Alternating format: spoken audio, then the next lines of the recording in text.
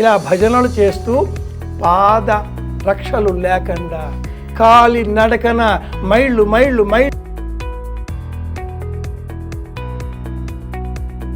కావడి బద్ద భుజం పైన వేసుకొని తల్లిదండ్రులను అందులో కూర్చుండబెట్టుకొని పుణ్యక్షేత్రాలలో సంచారం చేసిన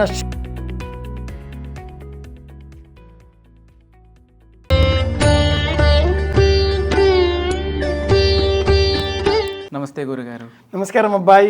గురుగారు, ఇంకొక ప్రశ్న నాది. అయితే మన తెలుగునాట ఆషాఢ మాసంలో అమ్మవారికి జాతరలు కొలుపులు ఇలా చేస్తుంటారు. అలాగే మరాఠా నాడు కూడా పండరీనాథుడికి విశిష్టంగా కొన్ని కార్యక్రమాలు చేస్తూ ఉంటారు. సో వాటి గురించి వివరిస్తారా? వార్కరి స్మరించకపోతే ఆషాఢ మాసం అసంపూర్ణం. మహారాష్ట్ర సంప్రదాయాలలో వార్కరి గొప్ప ఉత్సవం. కావడి బద్ద భుజం పైన వేసుకొని తల్లిదండ్రులను అందులో కూర్చుండబెట్టుకొని పుణ్యక్షేత్రాలలో సంచారం చేసిన శ్రవణ కుమారుడి కథ విని మహాత్మా గాంధీ ఎంత ఇన్స్పైర్ అయ్యాడో, ఆ శ్రవణ కుమారుడి కారణంగానే దశరథుడు పుత్రశోకంతో ఎలా విలపించాడో, తల్లిని తండ్రిని పూజించాలి అనేటటువంటి సంప్రదాయాన్ని ప్రపంచానికి చాటి తిప్పేటటువంటి శ్రవణ కుమారుడి పుట్టుకకు ఈ మరాఠా ప్రాంతానికి సంబంధం ఉంది.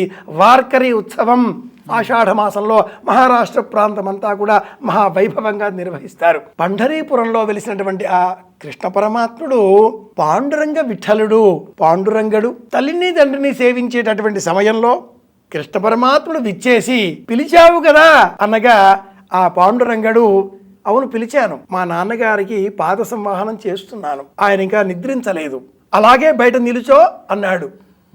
విఠలుడు కాళ్ళు కాలుతున్నాయి అని చెబితే అక్కడ ఇటుక ఉంది, ఇటుక పైన నిలుచో. భగవంతుడిని కూడా ఇటుక పైన నిలబెట్టేంత శక్తి పాండురంగడికి ఎలా వచ్చింది అంటే అమ్మా నాన్న మాట విన్నాడు కాబట్టి, అమ్మా నాన్నను సేవించాడు కాబట్టి. ఆషాఢ మాసంలో గురు పౌర్ణిమ అన్న పేరిట మనం కూడా అమ్మా నాన్నను పూజించాలి. ఈ సంప్రదాయాన్నే మరాఠా సంప్రదాయంగా వార్కరి అన్న ఉత్సవంతో పండరీనాథుని సేవించే నిమిత్తమై ప్రతి ఇంటి నుంచి కూడా మైళ్ళ దూరాలు కూడా నడుస్తూ వెళతారు. భుజం పైన కావడి బద్దతో పాలు, తినుబండారాలు, ఆహార పదార్థాలు వారికి సంబంధించినవి తీసుకువెళుతూ ఉంటారు.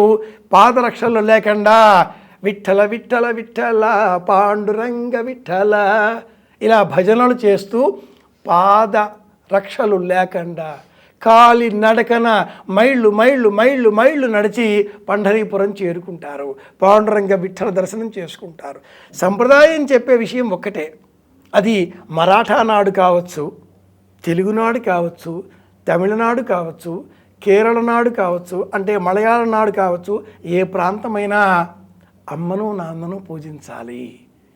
మరాఠా సంప్రదాయంలో తొలి ఏకాదశి నాడు దూర తీరాల నుంచి వచ్చిన ప్రతి మహారాష్ట్ర వ్యక్తి కూడా భారతీయుడే ప్రధానంగా, దేశీయుడే ప్రధానంగా దేశ సంప్రదాయాన్ని చేతబుచ్చుకొని కాషాయ ధ్వజం చేతబూని విఠల విఠల విఠల అంటూ పిడికిలి బిగించి విఠలనాథుడికి జయ జయ ధ్వానాలు చేస్తూ ఆ స్వామి సమక్షంలో తన ముడుపులు చెల్లించుకుంటాడు. ఉపవాస వ్రత దీక్ష పూర్తి చేస్తాడు. రొట్టెలు ఆహారంగా స్వీకరిస్తాడు. మహారాష్ట్ర ప్రాంతమే కాకుండా యావత్తు దక్షిణ భారతదేశం అంతా కూడా రుక్మిణీ సమేత పాండురంగని యొక్క ఆ ప్రభావం ఎంతగా ఉన్నది అంటే ప్రతి చోట మనం భజన సంప్రదాయాన్ని చూస్తాం. కార్తీక మాసం వరకు కూడా ఈ భజనలు ఆషాఢంలో ఆరంభమై ఇలాగే కొనసాగుతూ ఉంటాయి. ఆషాఢ మాసం తొలి ఏకాదశి నాడు పాండురంగ దివ్యక్షేత్రంలో పంఢరీపురంలో భాగవత సప్తాహం జరుగుతుంది.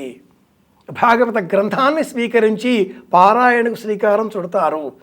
ఆషాఢ శుద్ధ ఏకాదశి మొదలుగా భాగవత సప్తాహం పారాయణం ఆరంభం చేసి కార్తీక శుద్ధ ఏకాదశి వరకు 4 నెలల కాలం ప్రతిరోజు భాగవత గ్రంథాన్ని పూజించాలి, భాగవతాన్ని స్మరించాలి, పారాయణ చేయాలి, లేదా వినే ప్రయత్నం చేయాలి.